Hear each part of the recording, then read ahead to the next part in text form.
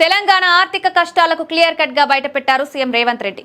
నెలవారీ రాష్ట్రంలో వస్తున్న ఆదాయం ఎంత, దేనికి ఎంత ఖర్చు అవుతుంది, అభివృద్ధి సంక్షేమానికి నిధులపై మీడియాతో చిట్చాట్లో మాట్లాడారు.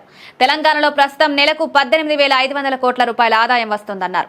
గత ప్రభుత్వం చేసిన అప్పులకు వడ్డీలు కట్టడం, ప్రభుత్వ ఉద్యోగుల జీతాలకే ప్రతి నెల 13,000 కోట్లు ఖర్చు అవుతుందన్నారు.